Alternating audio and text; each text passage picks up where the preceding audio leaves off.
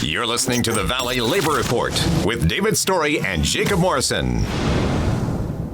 It's something that is leveraged, and I think it's something that's being leveraged right now in the next fight we had to talk about. Is that right? That's exactly right. The next fight, and I mean, it transitions so well because this is the kind of thing that in this next fight that they're using is the warm fuzzies, is the prestige. This is something that the New Yorker said in their fight against their staff union after 2.5 years of contract negotiation. But the thing that we wanted to talk about today was the staff for the editorial staff for MSNBC is unionizing. And now here's one thing that I hope is that maybe if they get a union that their programming will be more watchable. Yeah, hopefully these staff will be unionized and their channel will suck a whole lot less. Yeah. Fingers crossed, because that stuff is toxic. Yes, we're crossing our fingers, but look, even if they're still made to make toxic stuff for their bosses, because of course it's still the people who are going to be ultimately controlling the agenda is going to be the bosses and the corporations. And this is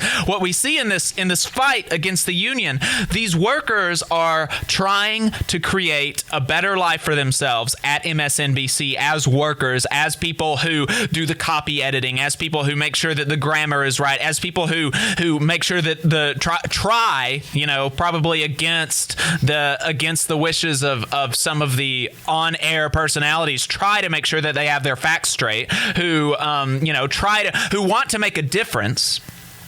They want to be able to have a good life. They want to be able to afford an apartment in New York or DC or wherever they are. And so they have formed a union. They have requested voluntary recognition after showing that a majority of their staff support the union and support unionizing. They want to be a union, and their staff and their management at MSNBC. This is supposed to be liberal, lefty, socialist news. That was my understanding. On this station, they would make it out like MSNBC is Pravda, from the Soviet Union. That was my understanding, is that MSNBC was supposed to be like, Socialist News Nightly or something. And so you would think that these people in management there, if they are actually, socialist or left-wing or liberal, and they care about workers, that when their own workers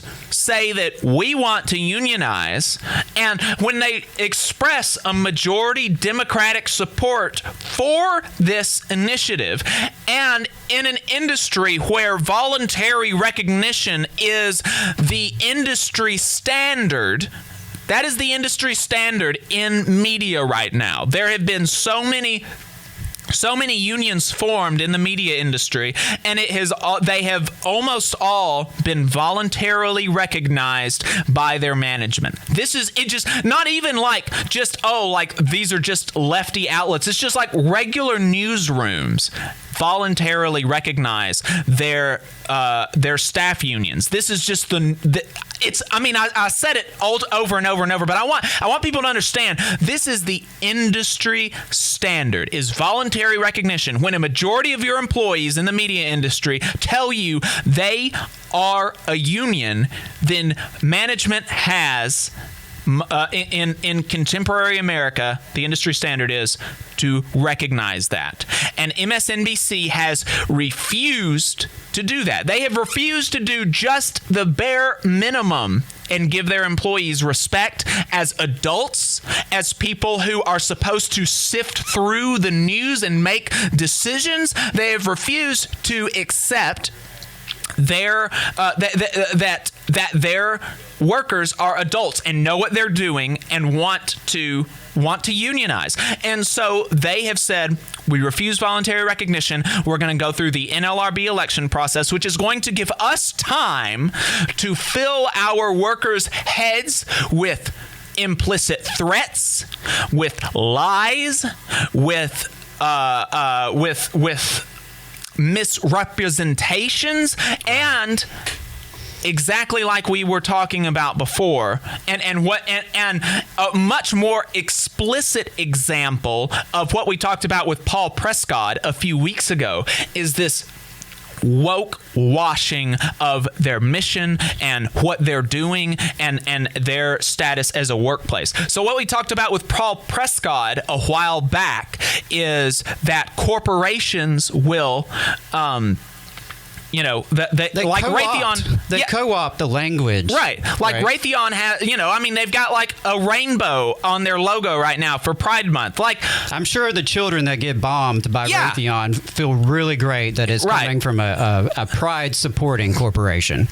I'm sure. And so, that's the guy. And these anti-racism trainings, these implicit bias trainings, which have been proven to not do anything, which have been proven to actually, if anything, increase racial anxiety among the workforce, because because what these anti-racism trainings are is millionaires and billionaires and bosses coming down and telling workers how privileged or not they are. Of course, it is not a democratic, bottom-up conversation about race, about people's places in society, about how we can come together and form a more democratic and integrated and justice-oriented workplace and society. It's none of that. It is the boss coming down and so of course it's a grift too. Of course, that's not going to work. But MSNBC has done something so much more disgusting than that. They have done it because that is supposed to kind of cover up before disputes come up. It's supposed to kind of make people think, but it's not an explicit fight against workers what they want. It's not, workers aren't necessarily coming out of the woodwork to oppose this, and it's not something in reaction to workers asking for something else. It's something that management is trying to proactively do to quell fears. What MSNBC has done, gosh, get a load of this. In response to workers telling them we are a union, they have said, we're not going to respect your decision. We're going to make you go through an election process. And this is the kind of stuff that we're going to bombard you with. Get a load of this. The MSNBC senior vice president, and this is from a Daily Beast article. You can find it there.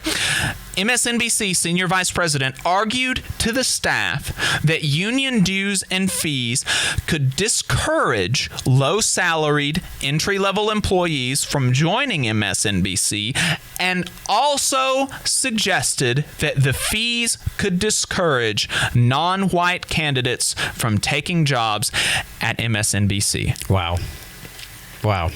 If that isn't the most racist, white savior nonsense, you have black and brown staff at MSNBC telling these white executives we are a union, and the white executives are coming back down and telling them, oh no, you don't know what's best for you. You don't know what I know what's best for you. And a union, that's just not very good for minorities. Even though black union workers have 10 times the median wealth of black non-union workers. Even though the racial income gap, the racial wage gap in union workplaces is almost non-existent.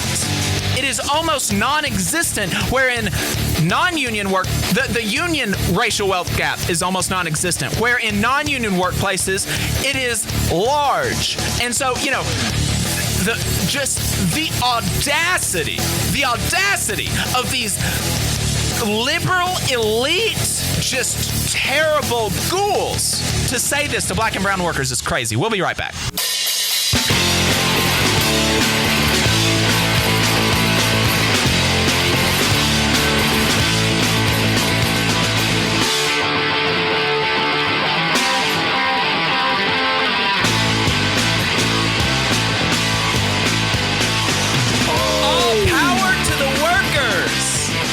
This is the Valley Labor Report. My name is Jacob Morrison, here with my co-host Adam Keller. We're talking about, we haven't even been able to just can't get over it. He said in the break, if aliens came to Earth and were trying to figure out the politics of MSNBC, it would be like we would just read them that quote, because the politics of MSNBC is like, we want to pretend to be good, progressive, liberal people without actually supporting anything that is going to help poor or minority people. Right. I mean, that's and in our chat on YouTube, there's a fellow that said MSNBC is the corporate Democrat Party mouthpiece, emphasis on the corporate. That's exactly right. Another fellow said MSNBC is like old Pravda, propaganda outlet for the establishment, just not state-owned. That's another good point. I mean, right. Instead of the U.S. government, it's Comcast hosting. Former officials of the U.S. government. Right. I mean, Well, read Manufacturing Consent by Noam Chomsky. I mean, that'll lay it all out there. The good brother from the Ironworkers said the office staff at our union hall are members of OPEIU and get the same benefits as our membership and pension through our international union. Still not enough for the work that they do, but they get the same as their members, which is like what they should get. I mean, and another guy said that, did the vice president mention that it would probably get them higher wages and better benefits too? Of course he didn't. Of course the vice president didn't say that. But I mean, seriously, the idea that your union dues are going to outweigh the myriad of benefits that you're going to get from having a union is laughable. It is laughable. And you can just look at any study done on union membership. Union members make on average 14 to 20% more just on wages. They have more health care for less money. Union workers are the only people left in the country with pensions. It's just like union workers work less. Union workers on union work sites, there are like 80% fewer fatalities, like 30% fewer serious accidents. I mean, it's just like there are so many, just so many things. And a lot of that comes down to the fact that you have a voice in the workplace. You actually have a means to communicate and resolve issues and disputes. So this idea that a union would discourage a non-white candidate is so. I mean, it's bizarre, really, because if you're a non-white worker who's been discriminated against, who the hell are you going to go to? Well, you're going to go to your union rep. You know, who's going to provide legal assistance to pursue an EEOC claim? It's going to be your union.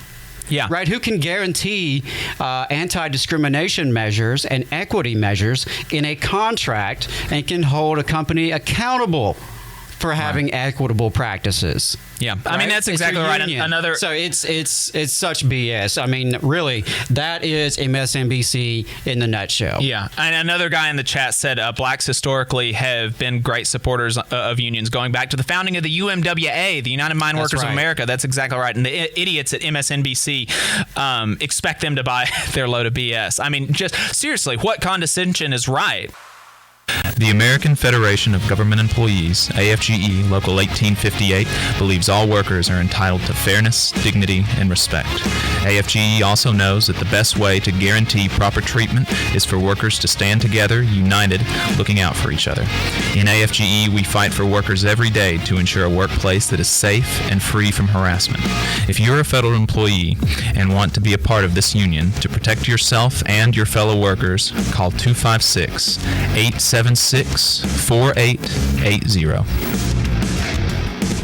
If you want to see what we're up to throughout the week and get our snide quips about the news of the day, then you should follow us on social media. We're on Facebook at facebook.com/The Valley Labor Report. We're on Twitter at Labor Reporters. I'm on Twitter at JacobM_AL. If you missed part of the show and want to go back and watch it later, you can search YouTube for The Valley Labor Report and subscribe to our channel. You can go back and watch the full show there, and we also clip segments and release them throughout the week. week. We upload the program on more than 11 different podcasting apps. So to see if we are on your listening platform of choice, you can go to thevalleylaborreport.transistor.fm/subscribe. We've got a website where you can buy our hats and stickers, all union made. thevalleylaborreport.org. And finally, if you appreciate our work and want to help us stay on the air, then consider throwing us a couple dollars a month on patreon.com/thevalleylaborreport.